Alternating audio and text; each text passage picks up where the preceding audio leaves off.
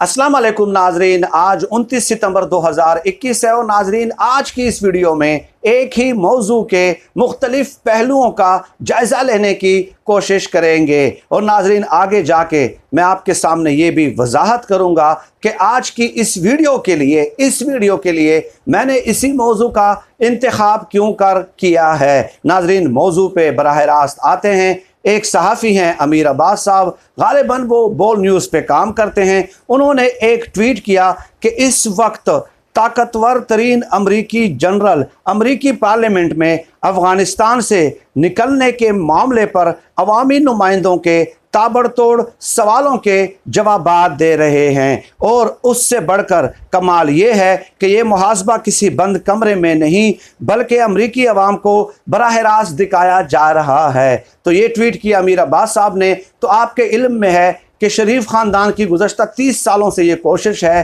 कि दूसरे इदारों की तरह पाक फ़ौज को भी अपने मातहत कर दिया जाए और पाक फ़ौज का भी उसी तरह सत्यानाश कर दिया जाए जिस तरह के इन लोगों ने पाकिस्तान के दीगर रियासती इदारों का सत्यानाश किया हुआ है। नाजरीन मुझे बताइए कि गुज़श्ता 30 सालों में कोई एक इदारा जो सियासतदानों के मातहत हो और उसको आप मिसाल के तौर पर आइडियली दुनिया के सामने पेश कर सकें कि ये मेरा इदारा है जो सियासतदानों के मातहत था और ये एक मिसाली इदारा है, ये काबिल तकलीद इदारा है और इस इदारे की तकलीद आप भी करें। कोई एक ऐसा इदारा क्या आप बता सकते हैं? तो गुज़श्ता 30 सालों से जो इदारा इनके मातहत नहीं है वो पाक फ़ौज है और आज तक इसलिए उसको बतौर मिसाल हम पूरी दुनिया के सामने पेश कर सकते हैं कि अगर कोई डिसिप्लिन्ड वेल ऑर्गेनाइज्ड कोई इदारा है तो वो पाक फ़ौज है और वो इसलिए है कि वो इनके मातहत नहीं था।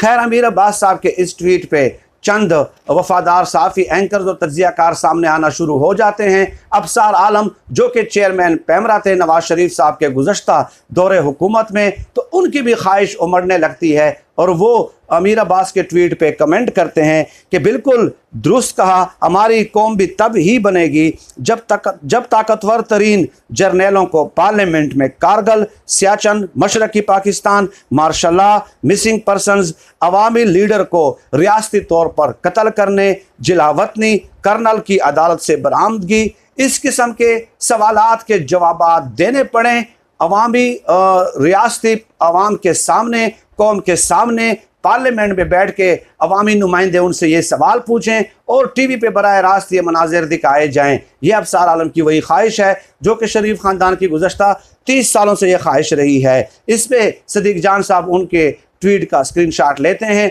और उस पर अपनी राय देते हैं कि कम से कम आप तो अखलाकियात का दर्स न दिया करें। जिस तरह से आप चेयरमैन पैमरा लगे थे उसके बाद आपके मुंह से आईन, कानून और उसूलों की बातें अच्छी नहीं लगती। नाजरीन सिद्दीक जान साहब का ये जो जवाब है अबसार आलम को, ये उनके मुंह पे एक किस्म का जनाटेदार थप्पड़ है। इस जवाब का मतलब क्या है कि आपको जर्नैल पाकिस्तान के जवाबदेह चाहिए, आपको अपने मातहत चाहिए, आपको पाकिस्तान में वो जमहूरियत चाहिए जिसमें आप चेयरमैन पैमरा लगें, या आपके लिए जमहूरियत की तारीफ वही है कि जिसमें आपको आला सरकारी ओहदे से नवाजा जाए। सिद्दीक जान साहब के इस ट्वीट का मतलब ये है और ये उनको औकात याद दिलाने के बराबर है। और डेफिनेटली नाजरीन आप मुझे बताइए कि 2016 में या 2017 में गालिबन पनामा पेपर्स का इंकशाफ हुआ था, चेयरमैन पैमरा थे जनाब ये जो अबसार आलम साहब हैं, और उस वक्त तक चूँकि पनामा पेपर्स का इंकशाफ नहीं हुआ था तो नवाज शरीफ साहब भी खामोश थे। तो जब तक नवाज शरीफ पे केसेस नहीं बने थे और करप्शन के हवाले से उनसे सवालात नहीं पूछे गए थे, मुझे कोई एक बयान दिखा दे नवाज शरीफ का उन दिनों और कोई एक बयान दिखा दे अबसार आलम का कि इन्होंने ये कहा हो कि हमें सिविल बालादस्ती चाहिए, क्योंकि एक वज़ीर आज़म था और एक चेयरमैन पैमरा था, तो दोनों के मज़े ख़राब हो गए। दरमियान में इमरान खान साहब आ गए। अब दिन ही दिन में ये लोग बद्दुआएं मांगते हैं कि अल्लाह बेड़ा गर्क करे इस शख्स का। कितने मज़े थे इन लोगों के। अताउल हक कासमी को जो है ना वो चेयरमैन जो लगाया था, सुप्रीम कोर्ट में जो समाअत हुई थी, 2 लाख रुपए की जो वियागरा थी वो सरकारी ख़जाने से मंगवाते थे, 2 लाख रुपए की वियागरा। तो डेफिनेटली अब अताउल हक कासमी को तो जमहूरियत वो वाली चाहिए ना, पुरानी वाली, क्योंकि 2 लाख वियाग्रा आप वो अपनी जेब से मंगवाएंगे। तो इमरान खान साहब ने आके उनके ये मज़े ख़राब कर दिए हैं। ये वाले मज़े जब आप ख़राब करेंगे तो इन लोगों को तो और कुछ याद नहीं आएगा, वही जमहूरियत याद आएगी जिस जमहूरियत में ये आला ओहदों पे तैनात हों और वियाग्रा भी ये हमारे गरीब टैक्स पेयर्स के पैसों से मंगवाते हों।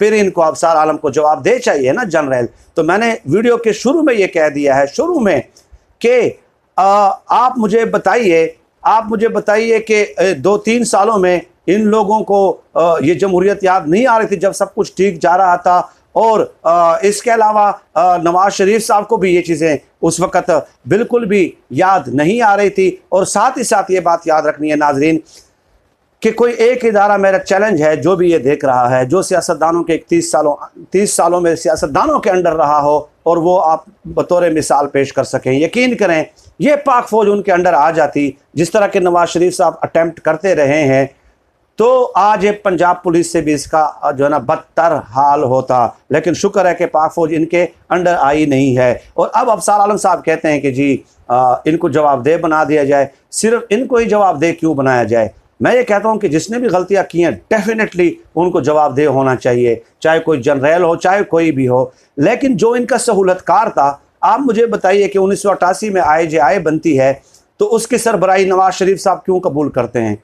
जब 1986 में बेनज़ीर भुट्टो आ रही थी पाकिस्तान वापस, तो नवाज शरीफ ने जुनेजो से कहा था कि इसको ऊपर उठा लेते हैं। तो जुनेजो ने कहा कि हम सियासी लोग हैं भाई, आप उनको जो है ना प्रोटोकॉल दें, उनको सिक्योरिटी दें, आपका काम ये है, आप उनको ऊपर क्यों उठा रहे हैं? क्योंकि उस वक्त जनरल ज़िया-उल-हक के राइट हैंड थे नवाज शरीफ साहब, तो उस वक्त ये बेनज़ीर भुट्टो को ऊपर उठाने के लिए तैयार थे। तो सहूलतकार कौन बने था? यही चौधरी बरादरान थे, यही चौधरी बरादरान PMLQ वाले, जिन्होंने कहा था कि 10 बार मुशर्रफ को हम वर्दी में सदर मुंतखब कराएंगे, 10 बार। तो क्यों अब सहूलतकार बनते हैं? तो जो इनके सहूलतकार बनते हैं, मेमो गेट के हवाले से काला कोट पहन के सुप्रीम कोर्ट में नवाज शरीफ साहब क्यों गए थे?